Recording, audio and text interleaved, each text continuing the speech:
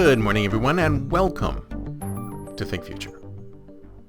My name's Chris Calabucas, and once again, we're coming at you live from deep in the heart of Silicon Valley, California. We're talking innovation, startups, the future, not necessarily those, and not necessarily in that order. If you're watching on YouTube, smack that subscribe button and hit that bell so you can be notified when a new show comes online.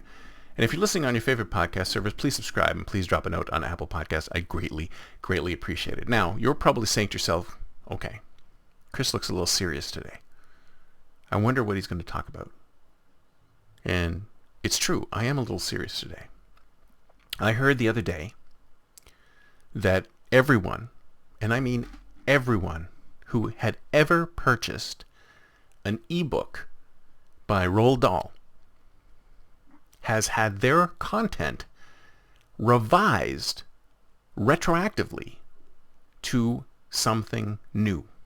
Censorship reached its way out to items that were actually purchased by people. So I bought a book. I bought an ebook from Amazon from a particular author. And I had it in my Amazon library. And years and years later, it can be edited by some entity to change the author's original words. Now, if you ask me, that is very, very scary. Now, some people say, oh, the world that we're in now, it's just like 1984. It's just like 1984 with the surveillance state and the government and all that stuff. And other people say, well, it's just like Brave New World, where everybody's just stuck taking these drugs and sitting in a state of euphoric bliss. I think Soma was the name of the drug. And if you ask me, first of all, both of those books are supposed to be warnings, not guides. And it seems to me that people are using them as guides instead of warnings. And second of all, I think we are living elements of both of those books. Both of those warnings are in place right now. For example, Brave New World, everyone is hooked on Soma. And what do you think Soma is? Soma is your news feed of today. That's what Soma is. People zombie scrolling on their screens. How could that be any different from Soma? And in fact, I've said this before. If you ask me, the digital narcotic that we have on all of our phones is much more dangerous and much more pernicious than any physical narcotic. Because the physical narcotic has a certain set of properties which work when they go into your system and then dissipate. Whereas the digital narcotic gets more and more effective the more and more you interact with it. The more and more you interact with it, the more addictive and narcotic it gets. The more you are sucked into connecting with it more and more and more. It has the ability to twist your mind so much and create so much outrage to keep you glued to this thing that people literally go catatonic when their phones are taken away from them. Withdrawal is almost worse than withdrawal from a physical drug. So, if you ask me, the Soma of Brave New World exists in our feeds right now. And the censorship from 1984 also exists today. Now, there's one thing where, say, the artist goes back and revises their work based on their own feelings that their work was not done the way to their satisfaction. Like, for example, George Lucas. A lot of people complain that he's taken the original set of Star Wars movies and revised them and re-released them, and now you can't get the Star Wars movies in that shape anymore.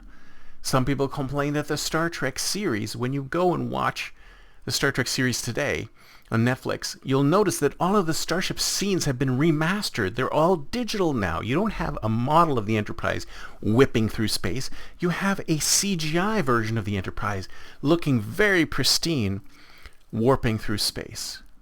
It's not the same thing that we saw when we were kids. When I was watching Star Trek when I was a kid, it wasn't that pristine.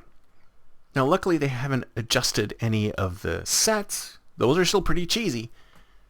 But the whole point is that if you go back and adjust, if you are the artist yourself, and you want to go back and adjust it. So if Cézanne or Gauguin or Picasso wanted to go back and change their own work, I'll allow that because it's the artist's work.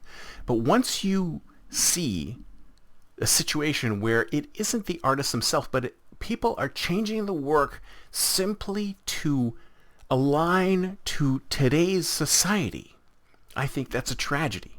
It's a tragedy because this work was created in a particular time and place and context. And we need to make sure that the words that were written in that particular time and place and context are set in stone because it is our record of the time and place and context. It doesn't matter if it's fiction. It doesn't matter if it's nonfiction. It is a word that was written specifically by that author, and that author wrote it that way specifically. If they wanted to go back later and change it, they can, but the author themselves not doing it, I think it throws a cold towel over the entire publishing industry. Can you imagine if we started to lose things like that? In fact, I think there was a number of people on all sides of the political spectrum, when they heard that this was happening with Roald Dahl, said, get out there and buy as many books as you possibly can, because at least with books, you can't retroactively change things in the book. If you ask me, this is one of the main reasons why people are going back to paper books. Not just because people prefer the touch and smell and feel of a paper book, or they enjoy reading on paper as opposed to screens, but at least the words are immutable. Kind of like the blockchain. This is one of the things about the internet that is great, is that the dissemination and the distribution and the ability to allow anyone to connect to anyone else is fantastic. But the simpleness or the simplicity of the mutability of content on the internet, that is a problem, especially when you have individuals going back in and rewriting works of art. And of course, when I say works of art, some people might say, well, Roald Dahl isn't work of art. He used insults and he used insensitive terms and stuff like that. It doesn't matter. It's still art. A writer sat down and wrote this, envisioned it, wrote it, published it, got it out the door. It should remain set in stone. Who has the right, other than the artist themselves, to go back and modify their own work? This is very chilling, folks. The fact that this is happening should scare everyone. If you ask me, if you want to use technology, then let's encrypt everything in the blockchain. Let's blockchainify immutable versions of all of these great works of art, whether they're fiction or nonfiction.